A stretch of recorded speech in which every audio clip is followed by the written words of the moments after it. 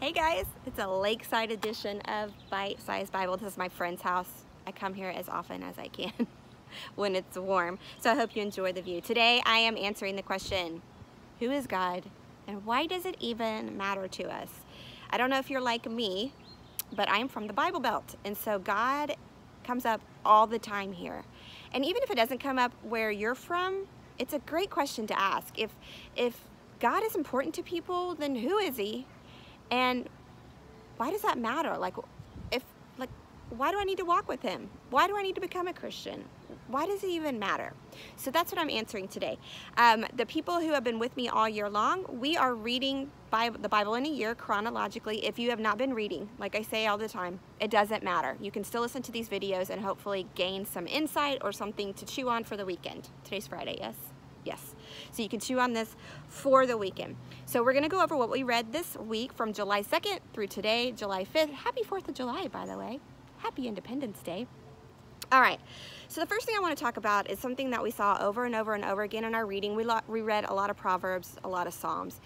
And there are three things that I'm going to talk about today. The first one is the names or the descriptions of God that we saw over and over and over again. So I'm just going to list them off. You might want to write them down to kind of think about from here on out. But I want to list them for you because why I want to do that is I want you to think about if this is an aspect of God. Number one, it tells you who he is. But number two, is this relevant to me? Do I need this in my life? All right. So the number one, he's called God. That's easy. He's called God, which in the original language was Elohim.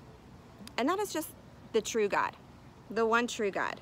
So are you living for something that has kind of come up lacking for you? Like, this did not come through like everyone promised it would. Because God is the one true God, the one thing that we need to be living for, and he never comes up lacking. He's also called living God. So he's alive. He's active in your life. Like, he's paying attention to your life, and he's able to act. So do you need help on something? Think about your life. Do you need someone to step in who's paying attention and knows what to do? He's also called Savior. So he saves our souls eternally, but also day to day. He saves us from a heap of trouble if we'll pay attention. So do you need rescue? Do you need help? He's called the Rock. He's called our safe haven, our refuge, our fortress. So it's this feeling of he is our safety. He's our security. He's our protection. He's our safe harbor. So, do you need some safety in your life? Are you feeling exposed? Are you feeling vulnerable? Because he is your safety net. He's also called in these Psalms and Proverbs, he's called the King, the one and only King. The King always has followers, which means he's directing and guiding. He's leading. So do you need some leadership? Do you need some guidance? Do you need some direction? He's called our strength. Are you feeling weak somewhere? Do you need someone to be strong for you? He's called our defender and the Lord of heaven's army.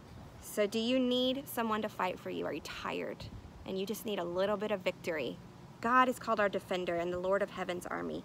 And he's also called Lord. Capital L, capital O, capital R, capital D, which is, in the original language, it's Jehovah. And it's his proper Jewish name.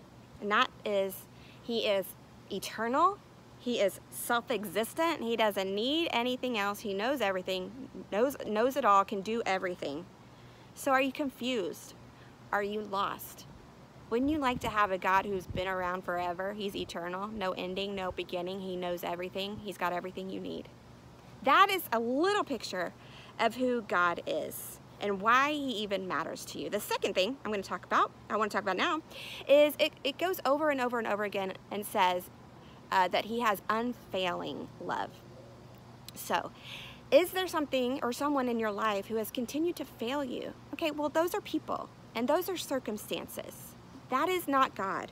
So he will never, ever, ever fail you. His love for you is unfailing. He acts out of that love all of the time, never failing. So, do you need that in your marriage?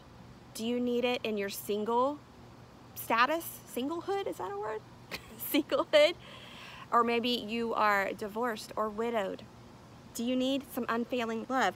Or maybe you just need to know that you're not going to be failed in your family, in your finances, in your work, in your dreams. at school, in your big fight that you're in. Circumstances will fail you. People will fail you. God will never fail you in those circumstances or with those people. He will be constant, He will help you, and He will get you through it. Don't confuse a person or a circumstance failing you with God failing you. He doesn't fail you. People and circumstances do, but He will see you through it. He has unfailing love for you. And the third and final thing, yes, Psalm 49, 10 through 13 is something that we read, and I want to read it to you. Psalm 49, 10 through 13. Those who are wise must finally die, just like the foolish and senseless, leaving all their wealth behind. The grave is their eternal home, where they will stay forever.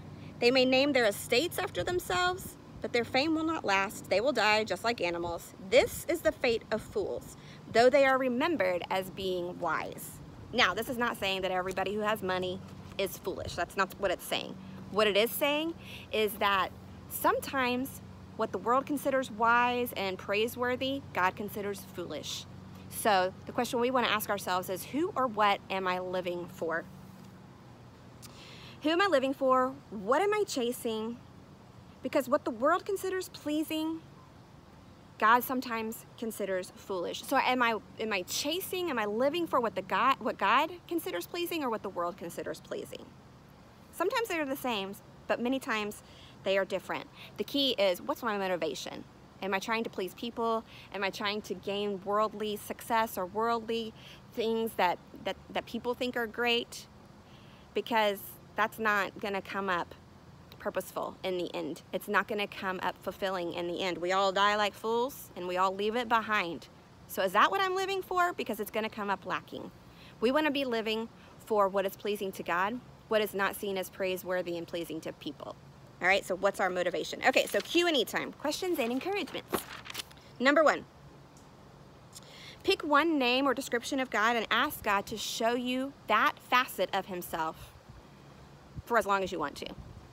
Like I said, I've said in the past that I had a problem really believing that God loved me, and so for months, if not a couple years, I can't remember how long, I just very regularly would ask God, can you just show me that you love me? Just show me your love. So pick one of those descriptions or names and go, God, can you show me this part of yourself, like in my everyday life?